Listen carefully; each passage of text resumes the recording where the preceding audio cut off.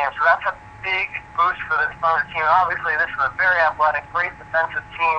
Pablo Cephalosha, big deal on defense. Same as Tracy Circus. Having Eric Nader back to 17.5 PER is a big deal for this team. So in total, they look very, very good as a whole. And then number one, I'm not going to say too much. Every time we talk about basketball, since the offseason is over, I've said they're number one, but the Miami Heat are number one. Dwayne Wade, Chris Bosh, and obviously LeBron James leading the way. Ray Allen has looked very good this season as the team's kind of sixth man. So that's my top five. All right, thanks, Sam. And Bryce Harper and Mike Trout win AL Rookie of the Year. Any comments on that? Mike Trout and Bryce Harper were the top two prospects for a long time, and now they're the top two rookies. Personally, I thought those were both great selections. I didn't really think Harper would win it up until that great last month of his, but after that, looking back at the numbers, really, really solid for him. He looks like a Rookie of the Year, and then Trout is a candidate for the MVP award, so he had to win it there. I actually thought it was funny because ESPN held a vote for Rookie of the Year, and for Trout, there were 59 votes available between him, Yu Darvish, and Yoenis Cespedes, and Trout got all of them, 59 to 0. So that's kind of my opinion on that. Both just great players, good selections in my opinion. All right, thanks, Sam, for being on my show, and hopefully you have some shows to come. Yeah, hopefully over the Thanksgiving break coming up, I will have about 4 to 6 shows for you viewers. That'll be great fan situation. Thanks for having me on, Robert. No problem, Sam. And now we'll go to commercial break, but next we have the NFL, and it's going to be all about concussions. Why that's been such a big injury here in the NFL. We'll be back right after this commercial break. I do my thing, then tell the owner that it's cool to let y'all into it. Catch me, I'm ballin'. Catch me, I'm ballin'. Catch me like Spalding. Catch me like Spalding. PMD, DMC, vitamin like GNC. Lupe. Yeah, catch me, I'm ballin'. Catch me, I'm ballin'. Catch me like Spalding. Catch me like Spalding. ABB to AOC, man, we stay on the J.O.B. Yeah, keep me on some EB to the T.O.P. With a little bit of time on CAP. But this right here, dog, there is no fee to get me down. If I don't really feel your speed. Hello and welcome back to the Deits Sports Talk. I'm your host, Robert Dieters, and some guests I have is Jason Gerline talking about the MLB, as well as Sam Rosen going on the NBA. And the recap about NBA was about Mike D'Antoni being the new coach, which isn't a huge surprise. Top 5 power rankings, and Andrew Bynum getting hurt for the 76ers, and that's a big concern for them. Now let's go on to the NFL. We have concussions to talk about. Always fun to talk about injuries, and on the line with me right now is Nick Rice. Hey, Nick, how are you? Doing good. Thanks for having me. No problem, and we get to talk about our favorite subject, injuries and concussions. Well, I don't know if that could be a favorite topic to talk about, but of course there's been a lot this week, and ironically enough, there is perhaps the most concussions in one weekend we've ever seen this season. Certainly some quarterbacks and other key players will miss big-time plays on the field. We're going to Philadelphia first. Nick Foles will get to start the next game against the Washington Redskins on Sunday. Michael Vick has a pretty significant concussion, Andy Reid said, and what is the Eagles done? Like, are they going to lose to the Redskins this next week without Michael Vick? Well, if there is any part of the game that could certainly help in keeping Reid's job, it would be a switch at the quarterback position, the key portion of that football team, because right now this offense in the bottom half of the league has not been able to get the ball down the field. And when they have, their yardage totals are something to reckon with, but they turn the ball over. One of the most turnover-prone teams in the league. The problem with the Eagles starts with the offensive line, and certainly those checks need to be made, and they aren't by Michael Vick. Now, that concussion should have him out for at least this week, and certainly perhaps the most toughest environment to play in. The Falcons are one of the best home teams in the NFL, ranks up there with the Seahawks and the Saints. The Falcons are a tremendous home team, and they should be very good in that game. The problem with Nick Foles going into this game is how tremendous that secondary is. Now, the one thing about Nick Foles, however, is that the Falcons don't have a lot of game film on him, so this is his first official start. Sure, he had a half of football last week, but the problem is the Falcons don't have a full season of film or something that most teams have in order to prepare for a quarterback. And let's not to mention, it's perhaps the biggest difference in quarterbacks. Michael Vick's a scrambling guy that doesn't exactly read defenses. Nick Foles is a guy that's all right in the head, but doesn't have that scrambling ability. The Falcons will have to switch up, and after a big-time loss at home, nothing bigger than Nick Foles having a defense on his heels. This one should come down to the wire. Nick Foles isn't as bad of a spot as you would think. Is Foles the savior in Philly? Well, I mean, either way, the thing about this game is, and it also goes back to the Falcons' defense as well. Not very many people give the Falcons' defense any sort of problems, but they are not an elite defense. We saw it against the Saints. Well, hopefully, I know, yeah, Michael Vick has not done well as he's had a lot of turnovers, but with Nick Foles, man, Foles was 22 of 32 for 219 yards with a touchdown and an interception against the Cowboys, but cannot help the Eagles 3-6, and they avoid their fifth. The Eagles avoid their fifth straight loss, first in Andy Reid's 14 seasons in Philadelphia. We'll hope the Eagles have a better season, but against the Washington Redskins, this game is predictable.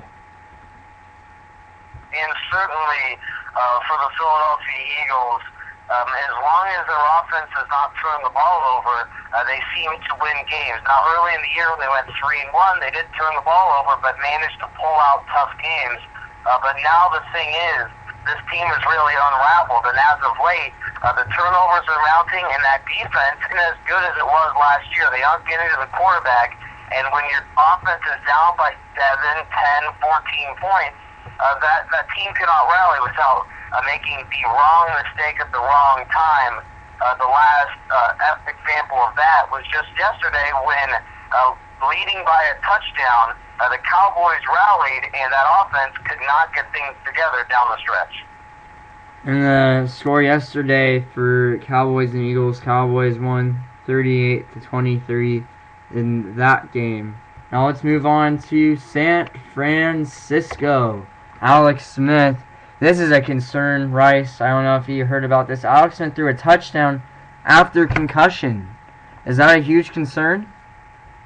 Well, the concern is the Niners staff knew that he did have a concussion and still threw him out there.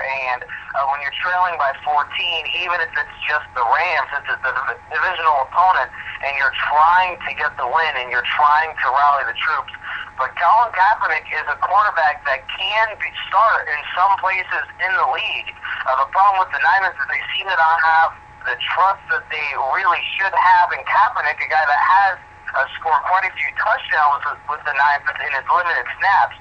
I think that might be a trust issue on Kaepernick more than putting Smith out there, because the staff knew that he had a concussion, and the league rules say that once you have a concussion, you're ruled out for that game, and unless you get cleared, you're ruled out for the next game. I don't know why they put them back in there. It could be a trust issue, or it could be just the fact that they had no idea that he had some big-time concussion-like symptoms after that hit. Yeah, I was surprised too, Rice, because I've noticed that, and, Jim Harbaugh even said he had blurred vision after that quarterback's knee. Because when he threw that touchdown pass in the second quarter, it was a 14-yarder, and he still had blurred vision. I don't still know how he still got that pass off, but he still got it off to Michael Crabtree. And Colin Kaepernick entered the next offensive series after the hurried warm-up. This was, maybe Colin Kaepernick, he isn't a passing QB. We know that he isn't the best at passing. This guy can run as well, and I noticed that a lot against the 49ers and Rams. Will Colin Kaepernick, if he starts next week against the Bears, do you think they'll have a chance to win it?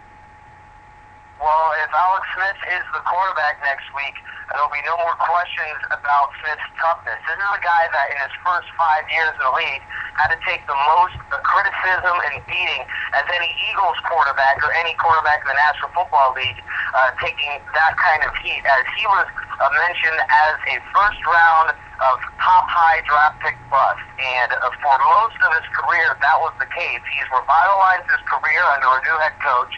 And now Alex Smith seems to have that new sense in the head. I see after every win, this Niners QB is saying, let's move on to next week. Good win, but we need to improve. That's a quarterback that can win now and win often.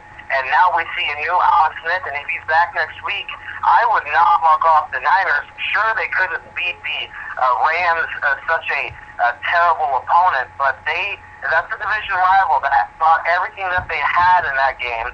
And the thing with the Niners, as they seem to come back as good as anyone, just ask Jim Harbaugh when he was just a couple plays away from the Super Bowl. Yeah, and the Niners I know it was a tie, and this was the first tie since '08, and I'm not sure the two teams were, but I know this was the first tie game between the Rams and the Niners. And this game just went back and forth. This game was probably undescribable because David Akers missed a 38-yard field goal in OT, and the Niners had that game. The Rams had so many chances too. Can you get what was the problems between both teams during that game? Well, statistically, things really should have gone St. Louis's way for a win, and this has been the story for the Rams, seemingly in this franchise since their '99 Super Bowl win, as just everything seems to go wrong. Now, the Rams completely outplayed the Niners, just putting that out there right now. Sam Bradford played perhaps the best game of his career, and if it weren't for that illegal formation on the Amendola play, and then the delay of game in overtime, this one should have been a loss by the Niners. And I'm scratching my head now. We put it off to the side when the Niners were unable to get past the Vikings. And then we excused the fact that the Giants blew out the Niners at home.